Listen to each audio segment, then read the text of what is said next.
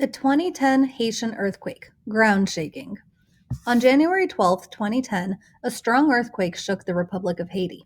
This earthquake happened about 25 kilometers southwest of the capital, Port-au-Prince. Haiti's population was 9.6 million. More than 316,000 people were killed or missing and presumed dead. 300,000 were injured, and over 1.3 million lost their homes. The cost of the damage was estimated between $7 to $14 billion. Many buildings in Haiti were not designed or built to withstand intense ground shaking during an earthquake. It was estimated that about 300,000 homes collapsed or were badly damaged in the country. Also, many structures housing key services, such as hospitals, schools, and government buildings, were severely damaged or destroyed. The city of Liagaine was closest to the source of the earthquake. The ground shaking damage destroyed 80 to 90% of buildings. In areas where the earthquakes happen a lot, such as Haiti, new buildings can be designed and built to lessen the risk of collapse during ground shaking caused by earthquakes. Older buildings can be fixed to increase the chance that they will not collapse during an earthquake. One way governments ensure that buildings are safe is to adopt and enforce a building code.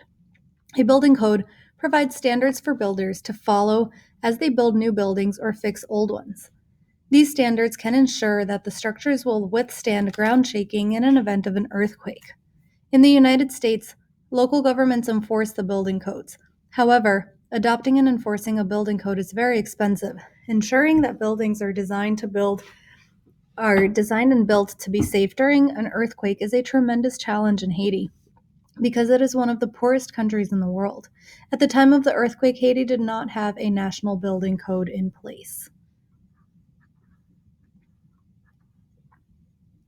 The 2015 Nepal earthquake, landslides.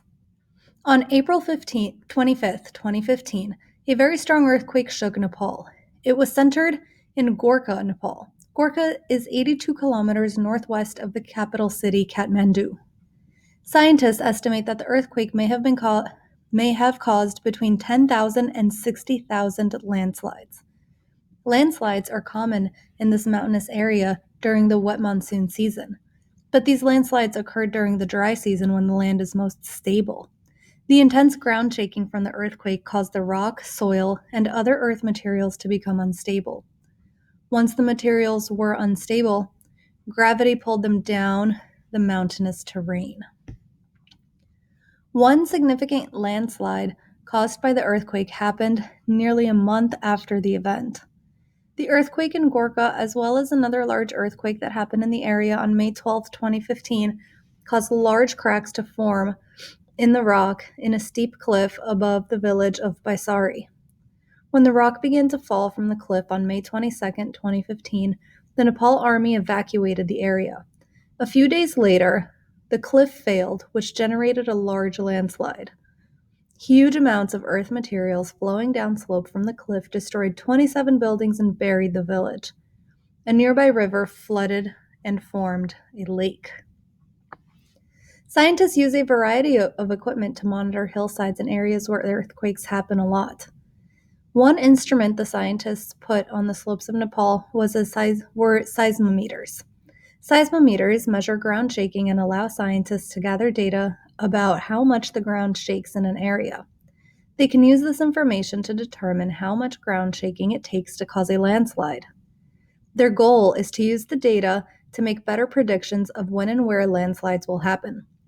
This is very challenging in Nepal because there are several different kinds of events that can trigger landslides. There are earthquakes, heavy rains, and steep slopes.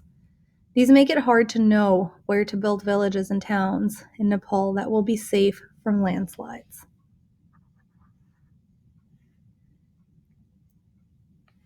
The 1980 volcanic eruption of Mount St. Helens, ashfall. On May 18, 1980, the Mount St. Helens volcano in Washington State, USA, erupted violently, blasting gas and volcanic ash high up into the air. Volcanic ash is very small pieces of rock and volcanic glass that are ejected from a volcano during an eruption. Wind can carry these tiny particles very long distances, as far as hundreds or even thousands of kilometers from an eruption site. A few hours after Mount St. Helens erupted, People in a town called Yakima, about 230 kilometers or 145 miles east of the volcano, noticed dark clouds in the sky. As the dark clouds moved over the town, ash began to fall. The area was covered in as much as 10 centimeters or 4 inches of ash. By the end of the day, about 500 million metric tons of ash from the eruption at Mount St. Helens had fallen across 3 states. Volcanic ash falls may cause many problems. After the 1980 eruption, roads in eastern Washington were closed. Drivers couldn't see and had difficulty driving due to the ashfall. Heavy ash fell on buildings. Roofs were at risk of collapse. Ash falls can also cause widespread power outages. Hospitals and other emergency services cannot respond quickly without electricity. There is also a high health risk for people when they breathe in volcanic ash. Children, seniors, and people with breathing problems such as asthma are especially at risk. Ashfalls can also harm crops and livestock. Scientists monitor active volcanoes using a variety of scientific equipment. There are early warning signs that a volcano may erupt. If these signs are observed, then they can warn the public. In the 1980 Mount St. Helens eruption, scientists gathered data that showed that a significant volcanic eruption was likely. Areas close to the volcano were evacuated before this event. Areas near active volcanoes can prepare for ash falls by developing plans for evacuation. They can also plan for emergency response teams to be ready for an eruption. People who live in these areas should prepare emergency kits. The kits should have supplies for a few days if they need to stay inside while the ash falls. Mammoth Mountain, volcanic gas. Mammoth Mountain is a volcano located in California, USA. The volcano formed during a series of eruptions, and the last large eruption occurred about 57,000 years ago. Smaller eruptions continued since then, but the volcano hasn't erupted in many hundreds of years. There is still volcanic activity occurring on the mountain. In parts of the volcano, volcanic gases escape through layers of soil. Magma releases water vapor, a harmless gas. But other volcanic gases can be dangerous for nearby organisms. At Mammoth Mountain, carbon dioxide gas is released from the magma underground and it rises through the soil. Carbon dioxide is denser than the air around it, so it collects in areas of low elevation. As the gas collects, it can reach high concentrations. High concentrations of carbon dioxide gas can be harmful to living things. The carbon dioxide emitted from the magma in Mammoth Mountain is closely monitored. The gas can escape from underground for weeks, months, or years. One area where the carbon dioxide is frequently measured is near Horseshoe Lake on the mountain. Many trees have died there. Monitoring these areas allows scientists to know when the level of this gas is unsafe. At those times, people must stay away from these areas. Scientists also use the data to create maps that show where the gas is escaping. They look for patterns in the amount of volcanic gas emitted over time.